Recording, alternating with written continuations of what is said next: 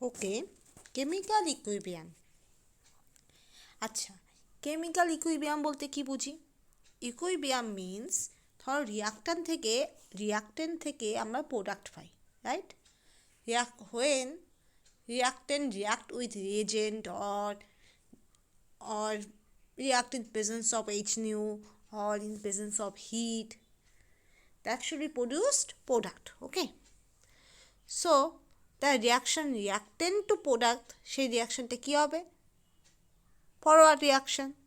But sometimes কোনো সময় কী হয়, প্রোডাক্ট থেকে আবার ঘুরে রিয়াক্টেন্ট তৈরি হয়, সেই রিয়াকশানটাকে আমরা বলবো ব্যাকওয়ার্ড রিয়াকশান, রাইট?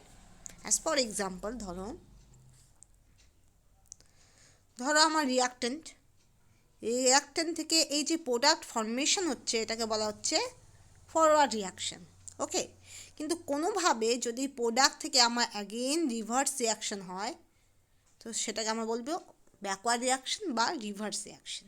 ওকে, কিন্তু যখন এই জিনিসটাই চলতে থাকে সাইমেন্টাসলি, একই সঙ্গে চলতে থাকে, that is must be if R is the reactant and P is the product, there should be same rate of forward reaction, একই গতিতে যাচ্ছে ফরওয়ার্ড রিয়াকশান, আবার একই গতিতে যাচ্ছে backward reaction, that should B termed as equilibrium. Okay, basically that should be used for chemical reaction. আমরা এটা সাধারণত কেমিক্যাল রিয়াকশানের ক্ষেত্রে পড়ছি, তাই আমরা এটাকে বলতে পারি chemical equilibrium. Okay,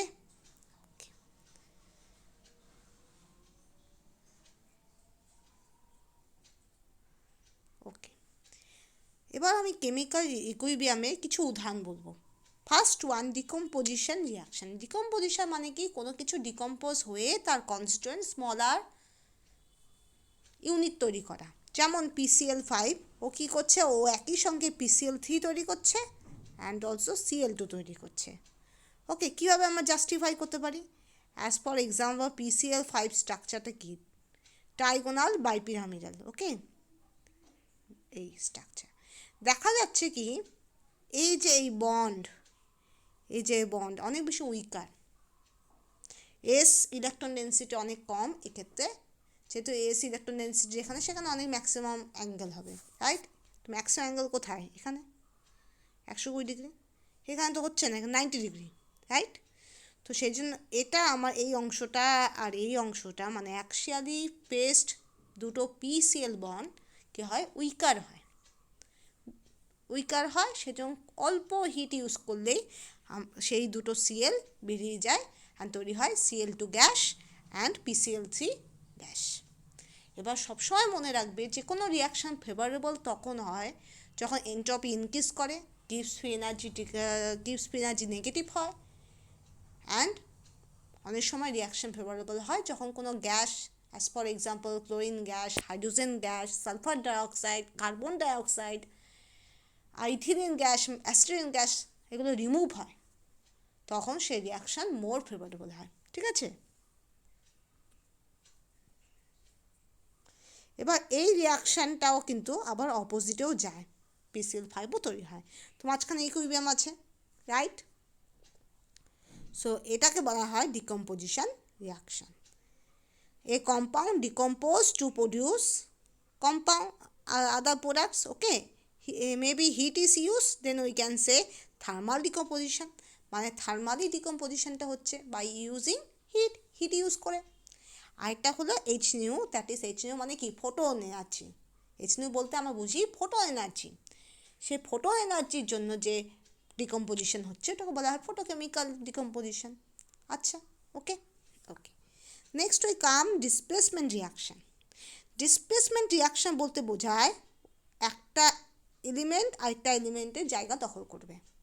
as for example, ধরো বিয়ে বাড়িতে তুমি গেলে, সেই বিয়ে বাড়িতে আগে প্রথম ব্যাচ খেতে বসলো, তারপর দ্বিতীয় ব্যাচ খেতে বসবে, তো তার মানে কি, প্রথম ব্যাচ খেয়ে উঠে তারপর ওই জায়গাটা ভ্যাকেন্ট করবে, ওই জায়গাটা খালি করবে, তারপরে না দ্বিতীয় ব্যাচ এসে গিয়ে বসবে, কারোর কোলে তো কেউ বসবে না। তো মোট কথা এখান থেকে আমি এটাই বুঝি, তার ডিসপ্লেসমেন্ট বলতে একটা এলিমেন্ট সরে গিয়ে একটা এলিমেন্ট তার জায়গায় বসে যাওয়া। ওকে, যেটা বাসে হয়, একজন নেমে যায়, তার জায়গাটা ফাঁকা হয়, আরেকজন এসে বসে পড়ে। Simple analogy. That is Zn solid ছিল, ও হয়ে গেল জেডেন এসোফোর। কীভাবে জেডেন এসোফোর? এই এসোফোর এই H2 এসোফোর থেকে নিয়ে নিল, কেড়ে নিল, মানে চেয়ারটা নিয়ে নিল, ঠিক আছে? তো তৈরি করলো জেডেন এসোফোর অ্যাকোয়াস। আর H2 এসোফোরের যে H2 এসোফোর, ও কী করছে? H2 সালফেটকে দিয়ে দিল, সো ও নিজে আয়নাইজ হয়ে H+ তৈরি করলো।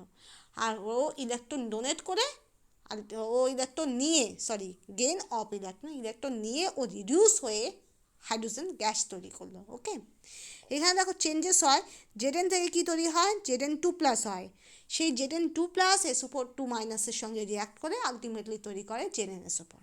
তো সেখানে Zn2+ কীভাবে তৈরি হয়? Zn2+ তৈরি হয় জেডেন জিঙ্ক দুটো ইলেকট্রন রিমুভ করে, তাই Zn2+ তৈরি হয়। এবার এই যে H2 SO4 সেটা ডিসোসিয়েট হয়ে 2H+ প্লাস SO4 2- তৈরি করে। SO4 2- তো Zn2+ এর সঙ্গে জুড়ে গেল। এবার 2H+ কী করবে? সেই 2H+ সেই ছেড়ে দেওয়া দুটো ইলেকট্রন নিয়ে H2 তৈরি করবে, গ্যাস রিমুভ হবে। ওকে, এবার ডাবল ডিসপ্লেসমেন্ট রিয়াকশন আর মেটাথিসিস রিয়াকশন। আমরা মেটাথিসিস রিয়াকশন বলে আমরা বেশি পপুলারলি জানি। ওকে, মানে কি? 2 compounds react to form 2 new compounds. দুটো কম্পাউন্ড একসঙ্গে রিয়াক্ট করে আরেকটা নতুন কম্পাউন্ড তৈরি করবে। As for example AgNO3 plus NaCl, এটা তৈরি করবে কি? AgCl plus NaNO2। এটা তুমি বলতে পারো এই NO2 Ag থেকে সরে গিয়ে কার কাছে গিয়ে পড়বে? সোডিয়ামের কাছে। আর সিএলটা সোডিয়ামের থেকে সরে AgCl এর কাছে যাবে। তা মিউচুয়াল রিপ্লেসমেন্ট হচ্ছে বা মিউচুয়াল এক্সচেঞ্জ হচ্ছে। ওকে, এবার now we come irreversible and reversible process. সবসময় মনে রাখবে ইকুইলিব্রিয়ামে সবসময় রিভার্সিবলই হয়, যেহেতু ও যে কোনো মুহূর্তে বোথ সাইডে ব্যাকওয়ার্ড বা ফরওয়ার্ড সাইডে ও যেতে পারে।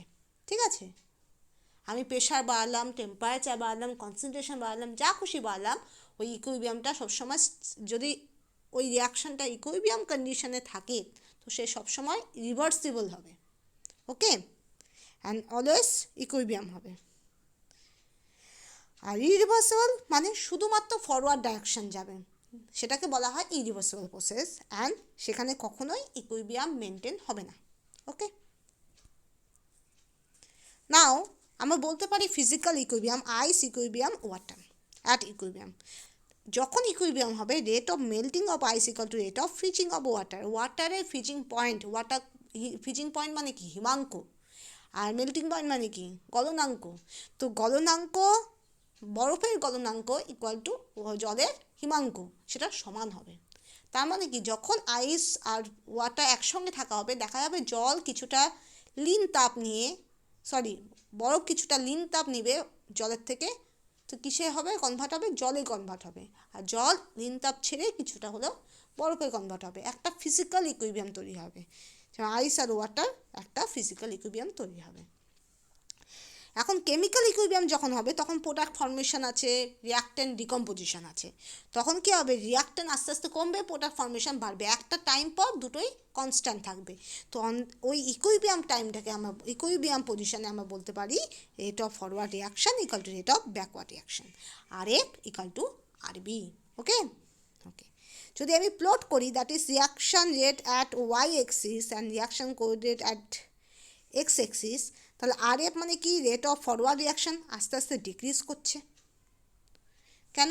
কারণ যত আমার কনসেন্ট্রেশন, প্রোডাক্টের কনসেন্ট্রেশন যত বাড়ছে, আমার আস্তে আস্তে আস্তে ফরওয়ার্ড রিয়াকশনটা কমছে। কারণ ইনিশিয়ালি বাড়ে, ইনিশিয়ালি যেহেতু রিয়াক্টেন্ট কনসেন্ট্রেশন খুব হাই হয়, তো দ্রুত রিয়াকশনটা হয় অ্যান্ড প্রোডাক্ট ফর্মেশন তৈরি হয়। কিন্তু যখনই প্রোডাক্ট আমার তো একটা ভালো পরিমাণে তৈরি হচ্ছে, তখন আস্তে আস্তে ওই ফরওয়ার্ড রিয়াকশনটা রেটটা কমে যেতে থাকে। আচ্ছা, এটা কিসের জন্য? এটা for equilibrium.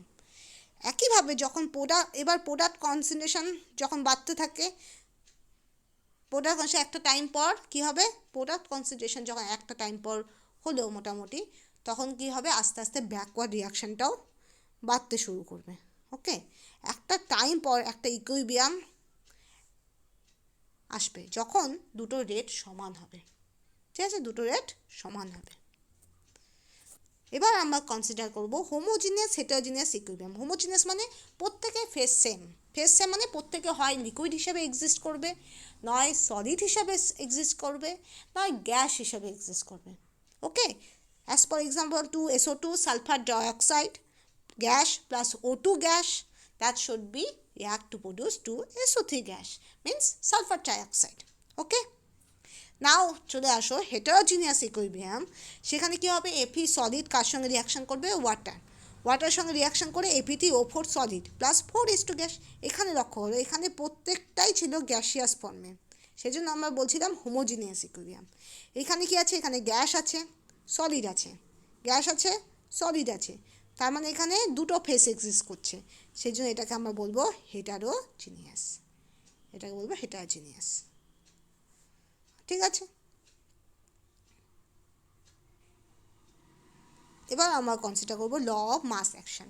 As for example এখানে দিচ্ছে small a capital A, small b capital B, equilibrium small c capital C plus small d capital D। এখানে small a coefficient of capital A, small b coefficient of capital B, small c coefficient of capital C, small d is বা small d হলো capital D এর coefficient, সহগ যেটাকে বলা হয়। Coefficient মানে কি বোঝায়, সহগ। এবার এ বি হলো রিয়াক্টেন্ট আর সি আর ডি কী হবে, প্রোডাক্ট। ঠিক আছে, তো রেট অফ ফরওয়ার্ড রিয়াকশন কী হবে, সেটা কিসের সঙ্গে proportional, that is concentration of. এখানে মনে রাখবে, এখানে যখন প্রপোর্শনালি কনস্ট্যান্ট থাকবে তখন আমরা প্রপোর্শনালি সিম্বলটা থাকবে, তখন আমরা প্রপোর্শনালিটি কনস্ট্যান্টটাকে কনসিডার করব না। যখন এই প্রপোর্শনালি সিম্বলটা কনভার্ট হবে ইকুয়াল টুতে, তখন আমরা কি করব, কনস্ট্যান্ট নিয়ে আসবো। ঠিক আছে, ওকে। তো rate of forward reaction proportional to concentration of A to the power small a, concentration B to the power small b। একইভাবে backward reaction concentration C to the power small c, concentration D to the power D। তাহলে আমরা প্রোডাক্টের concentration বা reacting concentration নিলাম, তার two the পাওয়ার সহগ বা কোপিসেন্ট। ওকে, পাওয়ারে কি দিব, কোপিসেন্ট দিব বা সহগকে দিব। ওকে, এবার KF আর KB হলো কি রেট কনস্ট্যান্ট, KF হলো ফর ফরওয়ার্ড ডাইরেকশন, KB হলো ফর ব্যাকওয়ার্ড ডাইরেকশন। এবার চলে আসো, এবার ল অফ মাস অ্যাকশন সবসময় বলে কি, রেট অফ ফরওয়ার্ড রিয়াকশন কী হবে, ইকুয়াল টু ব্যাকওয়ার্ড রিয়াকশন। কখন হবে, অ্যাট ইকুইলিব্রিয়াম, দুটো রেট সেম হবে। সো আমি বসাতে পারি KF concentration of A to the power small a, concentration B to the power small b, equal to KB concentration C to the power small c, concentration D to the power D। দুটোকে কেবিকে আমি যদি divide করি এখানে, আর এই টার্মটাকে যদি নিয়ে যাই এইখানে বাই করে, তো আমি পাই কি, কেসি মানে কি বোঝায়, কেসি হলো আমার ইকুইলিব্রিয়াম কনস্ট্যান্ট, সেটা ratio of KF by KB। KF হলো forward direction by backward direction reaction rate. ঠিক আছে, দুটো রেশিও, আর দুটো রেশিও কী হবে, concentration of C to the power C, concentration D to the power small d by concentration of A to the power small a, concentration of B to the power small b। Okay, এবার আমরা আসবো partial pressure. অনেক সময় আমরা concentration দিয়ে check করি, অনেক সময় পার্শিয়াল প্রেশার দিয়ে চেক করি। যদি ওই রিয়াক্টেন্ট বা প্রোডাক্টের মধ্যে গ্যাসের ব্যাপারটা থাকে, তো গ্যাসের ক্ষেত্রে আমরা বেশি ভালো বলতে পারি পার্শিয়াল প্রেশার, যদি সলিউশন হয় তখন কনসেন্ট্রেশন। ওকে, এবার দেখো small a capital A plus small b capital B, small c capital C, small d capital D। আবার বলছি, small a, small b, small c, small d, এই যে স্মল লেটারগুলো আছে এগুলো কী হবে, কোপিসেন্ট। এ বি এর কোপিসেন্ট হলো স্মল a স্মল b, আর সি ডি এর কোপিসেন্ট হলো small c small d। Coefficient মানে কি, সহগ। ঠিক আছে, আর ক্যাপিটাল A ক্যাপিটাল B হলো রিয়াক্টেন্ট, আর ক্যাপিটাল C ক্যাপিটাল D হলো প্রোডাক্ট। ওকে, এবার কেসি যেমন আমরা বার করছিলাম capital C A to the power small a, capital C to the power small c, capital D to the power small d, তেমনই আমরা কেপি ইকুয়াল টু বার করতে পারি partial pressure of C to the power small c into partial pressure D to the power small d by partial pressure A to the power small a into partial pressure B to the power small b। ঠিক আছে, এবার মনে রাখবে এটার একটা relation আছে KP আর KC, that is KP equal to KC R T to the power del n g. KP equal to KC R T to the power del n g. KC less than one মানে কি বোঝায়? Product concentration lesser than reactant concentration. সেই জন্য আমার কেসি বলতে আমরা কী বুঝি? এটা বুঝি product concentration by reactant concentration. তবে অবভিয়াসলি কেসি যদি লেস দেন ওয়ান হয়, কে এফ লেস দেন কেবি, তাই তো? তো সেক্ষেত্রে concentration of c to the power small c, concentration d to the power small d, that should be lesser than concentration a to the power small a, concentration b to the power small b. তাহলে obviously কী হবে? Product concentration কম হবে। আচ্ছা, ওকে। আর del NG বলতে কী বোঝায়? Moles of product minus moles of reactance. Actually আমার কী হবে? সব কিছুই গ্যাসিয়াস স্টেটে হবে। তাহলে আমার কনসিডার করতে হবে মোলস অফ প্রোডাক্ট যেগুলো গ্যাস হবে মাইনাস মোলস অফ রিয়াক্ট্যান্ট যেগুলো গ্যাস হবে। এখানে কোনো রকম সলিড বা লিকুইড কনসেন্ট্রেশন বা পার্শিয়াল কোনো রকম মোলস কাউন্ট হবে না, শুধুমাত্র ফর গ্যাসিয়াস মোলসগুলো কাউন্ট হবে। Gaseous moles of product minus gaseous moles of reactant, সেটাই হবে ডেল এনজি। ওকে, এবার ডেল এনজি জিরো হলে কেপি ইকুয়াল টু কেসি। কোথা থেকে পাই? এখান থেকে পাই। ডেল এনজি জিরো হলে তাহলে কী হবে? আর T to the power zero. আর যে কোনো কিছু কনস্ট্যান্ট, যে কোনো কিছুর ভ্যালুর জিরো হলে পাওয়ার যদি জিরো হয়, আলটিমেটলি আমরা কী পাই? ওয়ান পাই, তাই তো? E to the power zero equal to one, a to the power zero equal to one, two to the power zero equal to one, three to the power zero equal to one, জানো? Okay, এবার del NG যখনই positive হবে, এই ভ্যালুটা যখনই positive হবে, তাহলে আর টি কিছুটা ভ্যালু আছে, তাহলে কী হবে? কেপি গ্রেটার দেন কেসি হবে। কেপি গ্রেটার দেন কেসি হলো। এবার দেখো ডেল এনজি যখন নেগেটিভ হবে, তাহলে একইভাবে আমরা বলতে পারি এই ভ্যালুটা তাহলে নেগেটিভ হবে। নেগেটিভ হলে কী হবে? কম হবে, এই ভ্যালুটা কমে যাবে, ডিক্রিজ করবে। তাহলে কী হবে? কেপি লেস দেন কেসি। কেসি ভ্যালুটা কমে, কেসি ভ্যালুটা বড় হয়ে যাবে, কেপি ভ্যালুটা ছোটো হয়ে যাবে, কেপি লেস দেন কেসি। কীভাবে বুঝাবো বলো? ধরো 9 equal to 3 to the power square, যদি এটা 2 হয় তাহলে দুটো সমান হবে। এবার 2 না হয়ে যদি 3 হয় তো ভ্যালু বড় হলো, পজিটিভ, তো কে বড় হবে? ধরো এখানে এক্স আছে, এক্স বড় হবে। ওকে, এবার এটা যদি 1/3 করি তাহলে এটা হবে, এটা উল্টা হয়ে যাবে,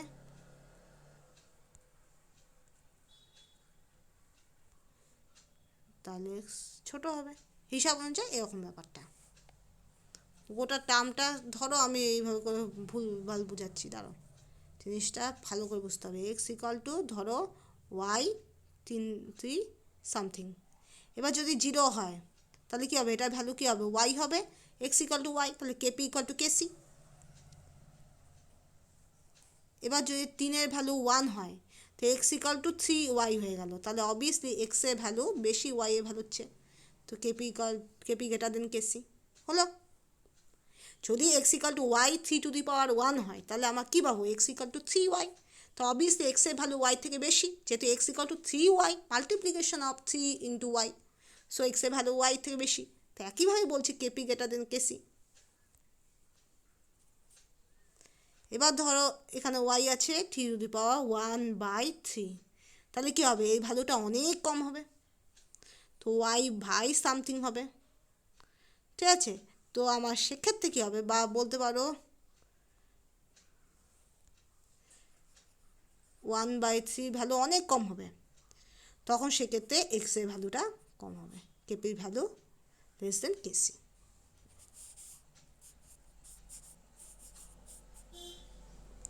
এবার দেখো unit of KC mole litre inverse, যেহেতু কেসি আমার কনসেন্ট্রেশনগুলোর রেশিও বোঝায়, সেই জন্য আমরা বলবো mole litre inverse. Mole litre inverse হলো কনসেন্ট্রেশনের একক, ঠিক আছে?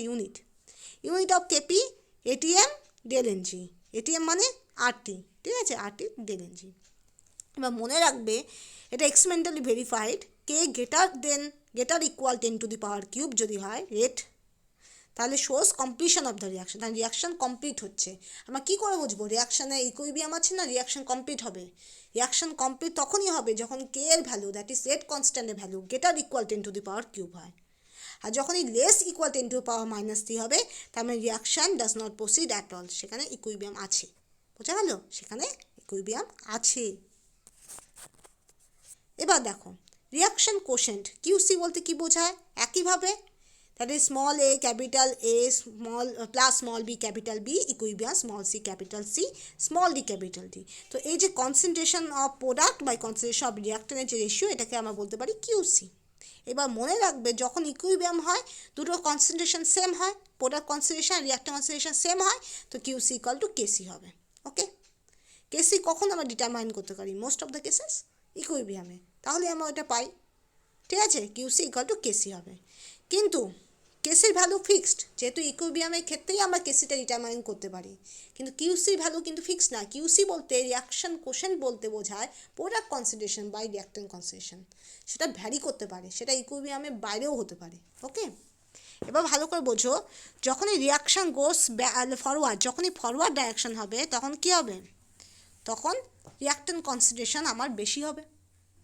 রিয়াক্টেন্ট কনসেন্ট্রেশন বেশি বলেই রিয়াকশানটা ফরওয়ার্ড যাচ্ছে, তখন আমার তখন কী হবে, ডিনোমিনেটরের ভ্যালুটা বেশি হবে, তো কিউসিটা ডিক্রিজ করবে, তো কিউসি লেস দেন কেসি। ওকে, এবার রিয়াকশান যখন ব্যাকওয়ার্ড হবে তার মানে product concentration that should be more, তাই তো, প্রোডাক্ট কনসেন্ট্রেশন বেশি হবে, যেহেতু প্রোডাক্ট কনসেন্ট্রেশন বেশি হবে এই ভ্যালুটা গ্রেটার দেন 1 হবে, তাই তো, তাই QC greater than KC, QC greater than KC. এবার ভালো করে বোঝো, এটা একটা thermodynamic equation, del G equal to, এটা ইকুয়াল টু হবে equal to del G zero plus 2.303 RT log of QC. Del G মানে কি, গিভস ফ্রি এনার্জি, যে কোনো স্টেটে যে কোনো কন্ডিশনে, আর ডেল জি জিরো হলো স্ট্যান্ডার্ড স্টেট, স্ট্যান্ডার্ড স্টেট মানে 25 degree centigrade 1 bar 1 ATM pressure, তখন আমরা বলবো del G zero standard gives free energy. Okay, এবার লগ কিউসি, কিউসি হলো রিয়াকশন কোশেন্ট, টি হলো টেম্পারেচার। এবার লগ মনে রাখবে, লনটাকে যখনই আমি লগ করব ওটা 2.303 দিয়ে গুণ করে লগটা বসাবো, মানে কি ln equal to 2.303 into log. ঠিক আছে, লন ইকুয়াল টু 2.303 লগ। এবার মনে রাখবে ইকুইবিয়ামে ডেল জি যেটা, নট ডেল জি জিরো, শুধু ডেল জি যেটা, যে কোনো স্টেটে যে ডেল জিটা সেটা ইকুয়াল টু জিরো হয়। সো কী হবে, আর কিউসি ইকুয়াল টু কেসি হয়, কিউসি ইকুয়াল টু কেসি হয়, এই যে আগে আমরা পেলাম কিউসি ইকুয়াল টু কেসি হয়। তো এই ভ্যালুটা জিরো বসালাম, so del G zero plus 2.303 RT log KC equal to zero, del G zero plus 2.303 RT log KC equal to zero. So এটা যখনই আমি লেফটে নিয়ে যাব we get del G zero equal to minus 2.303 RT log KC, del G zero minus 2.303 RT log KC.